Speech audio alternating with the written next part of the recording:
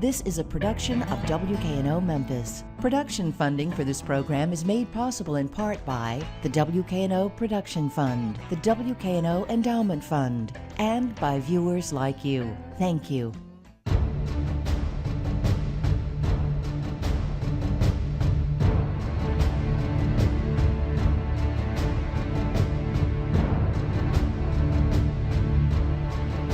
It's hard to imagine that the flood of 1927 turned Memphis into a refugee camp. Author Patrick O'Daniel has written a first-rate account of that flood and its aftermath in a book called When the Levees Break. And we are pleased to have Patrick O'Daniel on the program. Welcome. Thank you. Well, you know, I always have this vision of Hernando de Soto standing on one of the bluffs, on what is now Memphis, and looking across to Arkansas. And at that moment, that's when he thought that he had discovered the Pacific Ocean. And when you see the photographs from the 1927 flood and the 1937 flood, and even the flood that happened here just a few years back, you become a believer in that story a little bit. I mean, give us an idea locally of how much how much of an area this flood consumed. Well, the 27 flood covered an area of 27,000 square miles, everything from Cairo, Illinois, all the way down to New Orleans. Mm-hmm. So it was tremendous. Yeah. At certain points in the river, like say at Vicksburg, the river was 60 to 80 miles wide. Wow. I mean, that's tremendous. That's a sea at that point. Yes. Yeah. Yes. Yeah. Well, there's a figure that jumped out at me when I was reading the book, and that was, there were two figures. The amount of monetary damages that racked up as a result of this flood. But also, what shocked me was the amount of the federal budget at that point in 1927 and their ability to be able to handle this. I mean, now we think of a situation like a Katrina and the recent hurricane in New York, and those are billions of dollars that are given as a result of emergency relief, but they didn't really see it the same way back in 1927. No, the country was very different at the time. And initially, President Coolidge's response was that the Red Cross should handle all the relief and recovery. Mm-hmm. It should be a voluntary effort put forth by Americans, and that should be the backbone of taking care of the people here in this area. Well, how much damage did it cause around here? Specifically around Memphis, most of the damage that you saw really was in eastern Arkansas. Mm-hmm. In 27, it's interesting, if you look at a map of all the flood breaks, nearly all of them were on the western side of the river. Very few of them were actually on the eastern side. Mm. We saw flooding north of here, like say Lauderdale County, up around Dyersburg, places like that. But because Memphis sits higher, we didn't see as much damage. Now, a lot of the city leaders wanted people to believe that Memphis sat high and dry because of its reputation of being the bluff city. Mm-hmm.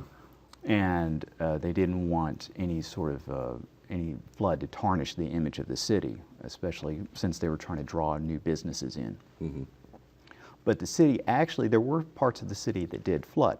Not as bad as places in Mississippi or Arkansas or Louisiana, but places in North Memphis and in the southern part of Memphis where the city had expanded towards the Wolf River and Nonconnah Creek. Both of those tributaries off the Mississippi River did back up and overflow. So we saw neighborhoods like there on the cover there in North Memphis that did flood. So there was some flood damage, and of course the roads coming in and out of Memphis were inhibited by flood waters. Right.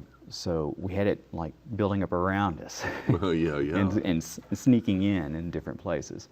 But when you look at the numbers, we were talking about the monetary damages. Yes. I mean, I know I'm going to get this figure wrong, but it just jumped out at me that you were looking at something like $2 or $3 billion worth of, $2 or $3 billion worth of damage, and the federal budget at the time was only what, $4 billion? Right. Yeah, Absolutely, yeah. Absolutely amazing. Yeah, Yes. I mean, you can imagine that.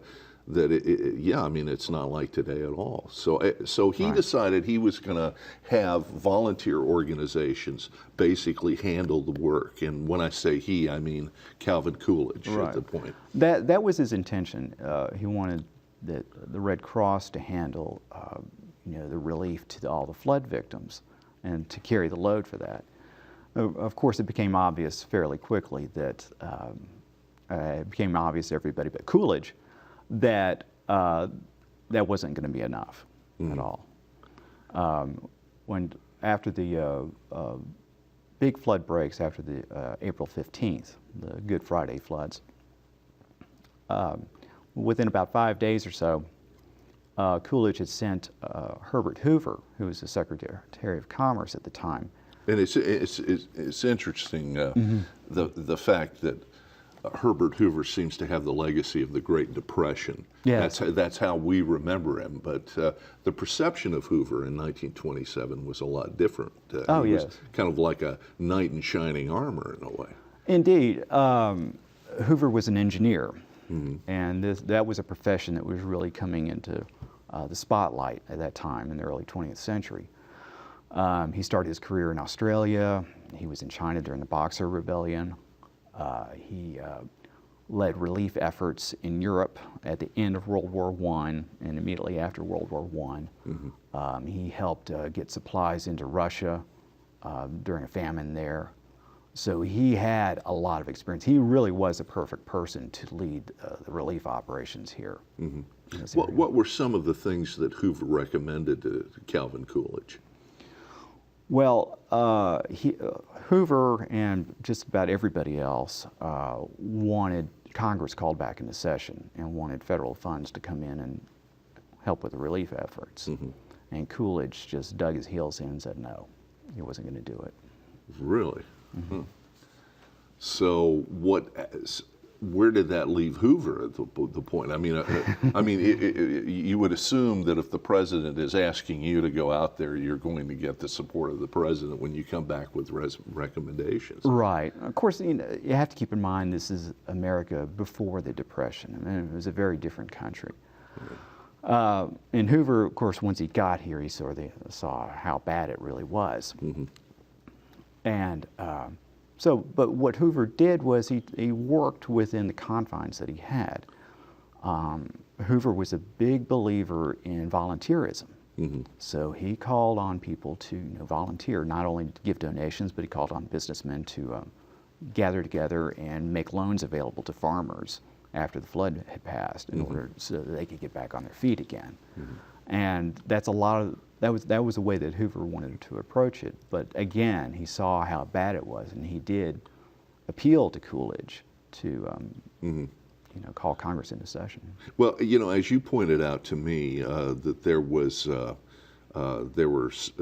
were many good people who did step forward and did volunteer, but our concept of volunteering in our day and age was a little bit different from those days. I remember reading accounts of the San Francisco earthquake, where soldiers would point a gun at you and basically say, "You're going to be clear. You've just volunteered to clear out rubble," Yes. And some of that did go on here.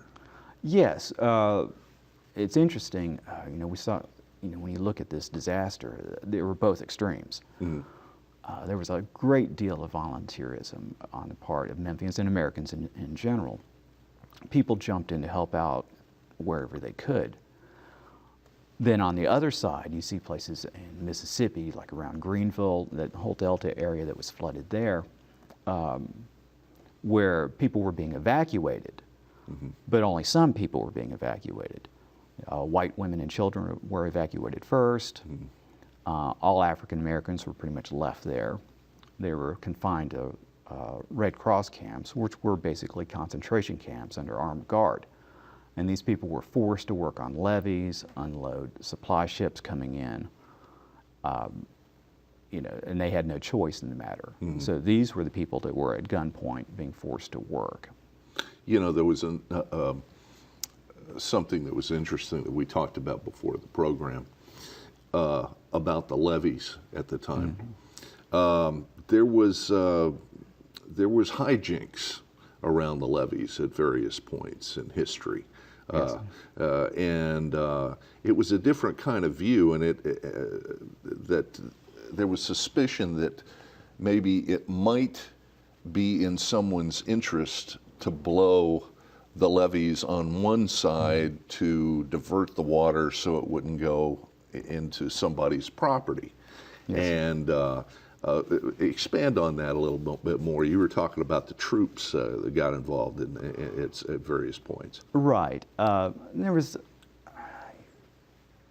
there was a great deal of anxiety about the river and how bad the flooding could be. If you lived in this part of the world, you understood flooding. I mean, it's just part of the way of life. And people really relied on these levees. I mean, the levees, in some cases, were a matter of life and death. So when these river waters would rise, there would be this suspicion that, well, maybe our neighbors on the other side of the river might blow our levee to release the pressure to save their levee. So National Guardsmen were called up to patrol the levees to make sure that there were no saboteurs. And these were armed troops that monitored the levees just for that reason. Yeah, and you heard some of that during Katrina, people talking about the suspicion that levees had been blown, and Right. you begin to realize that that's almost like an oral history that's been passed through time. Right, yeah. It's old history kind of informs what's happening in the here and now. Right. But yeah, that's fascinating. There is a name that pops up in your story, Mayor Rolett Payne, and one of the things that he's characterized as is an unlikely leader. Why unlikely? Well, he became involved in a flood control conference immediately after the flood. What city was he mayor of, by the way? He was mayor of Memphis. Mayor of Memphis, okay. Right. Mayor Payne. It was the mayor of Chicago, William Hale Thompson, who took on the flooding as an issue, and he really pushed it. I covered a little bit about that in the book. It was really interesting. And so, the Victory Party, right? The steamship. Right. Yeah, that was fascinating. Yes, Mayor Thompson was making a trip down the Mississippi to New Orleans, and it happened to coincide with this flood. So he saw all this stuff happen firsthand. So he decided to call a conference together in Chicago. Of course, this guy was a real media hound. He loved the spotlight. But he was smart enough to know to surround himself by experts or people that knew a lot about the field. So he called together this conference to come up with a new flood control plan. And he asked a number of different mayors to help out, and Mayor Payne was one of them. So Mayor Payne played actually a pretty big part in this flood control conference that immediately followed the aftermath of the flood. And not that the conference really did a whole lot in the way of coming up with like a new idea of how to control flooding. In fact, they couldn't agree on how to handle flooding. But the importance of the conference was that it kept the issue in the spotlight and really forced the White House to deal with flooding once and for all. Yeah, and of course, you look at the tendency out there of the Red Cross to rush into action. We take that for granted, but in those days, they were called into action by the President of the United States. Right. And they had a logistical nightmare on their hands. I mean, because basically you had the Red Cross here in Memphis, Right. and they had a lot of moving parts to deal with. What were they dealing with in the immediate aftermath? Well, the Red Cross headquarters, actually, if you really look at the time frame that the Red Cross headquarters was set up here in Memphis, and the Red Cross headquarters in Memphis, when I say that, it was a headquarters for the entire region. Memphis handled all the rescue and relief efforts. It was all based in Memphis. Right. Hoover came here and set up the headquarters here, and from here, this was the base of operations. And within days of these levee breaks, there were people here on the scene. Now, you have to keep in mind, this is 1927. There's no interstate system. Yeah. Air travel is pretty crude at this point. I mean, there are no helicopters, there are no satellites, no cell phones, no TV, nothing like that. Yeah. And keeping that in mind, it's amazing how fast they got things set up. But there is radio. And, Yes, there is radio. And Herbert Hoover, in something I was reading, and in those days, what we know now as Channel 5 WMC, they were a radio station Right. that was located in the Commercial Appeal Building. And Hoover delivered a speech on that radio, which was carried nationally. Yes. And that helped kind of keep the flood in the national spotlight. Right. Again, putting pressure on Calvin Coolidge. Yeah. Right.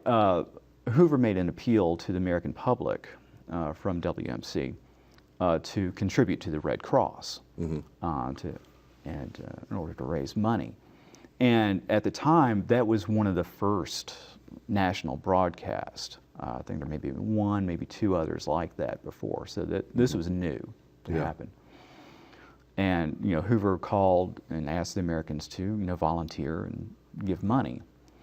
And but when Hoover came here to Memphis, I mean, that's just one of the examples of how Memphians jumped in to help out. The radio stations were there. They said, anything you need, we've got it for you, whatever. The mayor formed a disaster committee of all the officials here in Memphis, the American Legion, the local Red Cross. The Chamber of Commerce cleared their third floor of their building for Hoover to come in and set up his offices. And all this stuff just happened really quickly. And it's just amazing seeing how there was no real friction at all. Right. There was no lag time in getting things set up. There's no having to check with somebody overhead to make sure this could be it. No, they jumped in, they got it done. I don't even think we can imagine the kind of influx that the city saw in terms of refugees. I mean, what were we looking at its height? In 27, there were over 2,000 refugees housed at the fairgrounds. And of course the city, in one of the ways that they dealt with the problem was they shut down the fairgrounds amusement park and turned it into a refugee camp. They set up tents, they moved people into the different buildings. So when these refugees would come across a Harahan Bridge, oftentimes on foot, they were taken over at Ellis Auditorium, where they were registered and inoculated for typhoid, then put in trucks, and taken over to the fairgrounds. And at the height, there was 2,000 or so people in the fairgrounds, and there may have been another 1,000 people actually in Memphis who were staying with relatives. That's a considerable number of people. Of course, then 10 years later, it was much different. Much different, yeah. And you were telling me they also had relief expeditions. I mean, it's not that a lot of the refugees, a significant number were coming into Memphis, certainly, but there were people who were stuck out there. Tell me about that situation. Yes. A lot of people either ignored the warnings that they were receiving from the radios and landowners, and they tried to stick it out. Thought, this is just going to be another flood. We'll stay here, and it'll be all right. No, it wasn't another flood. I mean, we're talking something on biblical proportions. Yeah. So there are a lot of people stranded there. There are accounts of towns that were, pretty much swept away by these floodwaters. People were stranded on roofs, and treetops, on tops of railroad cars, things like that, and they're stuck in this enormous sea of water, out exposed to the elements and waiting for somebody to come get them. The Corps of Engineers, of course, had vessels on the river at the time, so they were the first ones there. So they started picking up people and bringing them back to Memphis or to other Red Cross camps here and there. The Red Cross eventually took over the operations, but they recruited anybody that had a vessel. any sort of river vessel at all. Right. Anything from steamers to speedboats, anything that could carry people. And there are stories now. When you imagine when these levees broke, of course, water just kept pouring and pouring, pouring through these levees, so it would flood these tremendous areas. And of course, the river was high as well. And there are accounts of steamboat pilots, the steamers, would take these steamers, through these really rough waters, and had to go up the tributaries like St. Francis to get to people. Now, once they made up to St. Francis, then to get to those stranded people, they're going over farmlands that are flooded. Yeah. And this is during rain. It's still raining, and it was oftentimes dark. And there are stories of these steamers coming back with the windows smashed out and all beat up from colliding with trees. Oh my goodness. Yeah. So it was very, very dangerous work. Yeah, that's right, because as we saw with the last flood, you see those treetops. Yeah. You really don't know. When you start to go off the banks of the Mississippi, you don't know what you're running into. Indeed. Yeah. Hit power lines, Yeah. overturned railroad tracks. Uh-huh. I mean, there were lots and lots of dangers. And these people really put their lives at risk to go out and save people. You know, when you think about the political wheels turning so slowly, and Hoover having to put the spotlight, and the mayor of Memphis at the time putting the spotlight on, I think of the story of the 37 flood, which you also wrote a book about. Right. And it was a story in particular that your colleague Wayne Dowdy told me about Mayor Crump at the time, calling Senator McKellar on a Sunday in something that we almost find unimaginable now in terms of watching, legislation pass in the Congress. But Mayor Crump calls Senator McKellar and says, "I want you to introduce a bill on the floor on Monday morning." And from some accounts, it was said that this legislation kind of passed rather quickly compared to some of the legislation that we've seen in the present day.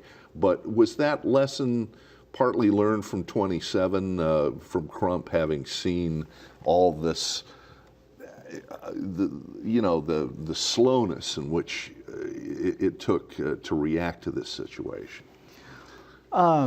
Actually, well, his reaction to it was that there was a realization that each flood was getting higher and higher. Yeah. And 1927 was what they called the first super flood. Mm-hmm. And then 37, 10 years later, we saw another super flood. So there was a realization that Memphis needed to be better prepared. Right. And Memphis needed to be more secure, not only to protect the businesses here, but also to provide a safe haven for refugees. So that was really what pushed Crump and others to, look for federal legislation to improve the flood control measures here around Memphis. Right. Well, Will Rogers, as you lead off one of your chapters in there with a Will Rogers quote, "Tax relief, farm relief, dam relief, none of these have been settled, but they are getting them in shape for consideration at the next session of Congress, with the hope that those needing relief will perhaps have conveniently died in the meantime." This is Will Rogers saying right. This. But when you look at what were they able to accomplish? Was there some flood relief politics that had to be dealt with after the aftermath of this thing? Yes. Well, in the aftermath of 27, it was plainly clear that the flood control measures had to be reworked because what was in place did not work. Mm-hmm. And of course, there was the idea that there was going to be a trend of these new super floods. So the country needed to be prepared. And it was just public opinion really pushed the issue that the federal government needed to take charge of this. And I think most people agreed on that, but the method was the real issue. Do we build up the levees, just build them up higher? like they had been for years and years, and just building them higher and higher and higher to match the floods? Or are there other techniques that need to be put into place to control the flooding? Interestingly enough, Hoover, Edwin Jadwin, who was over the Corps of Engineers, and Hoover being an engineer himself, these guys were levees only guys. Yeah. But the tremendous pressure from the public to do something about the issues finally led to the introduction of new methods, which we see in place now. They built up the levees, but they also built what were called spillways. And these were areas designated for excess floodwater to be diverted until the Mississippi River went down, and then that water could be brought back into the main stream in order to keep pressure off the levees and keep the damage of the danger of levee breaks to a minimum. And all of this, I would imagine, really, by the time 37 comes around, they realize that it could have been a lot worse, had they not put all this stuff into place. Yes, and of course there was this terrible anxiety during the 1937 flood. It's like, okay, we've got these new flood control measures in place. Are they going to work? Well, I'm going to have to stop you right there. The book is called When the Levee Breaks, and it's by Patrick O'Daniel. Thank you so much for being on the program. Thank you.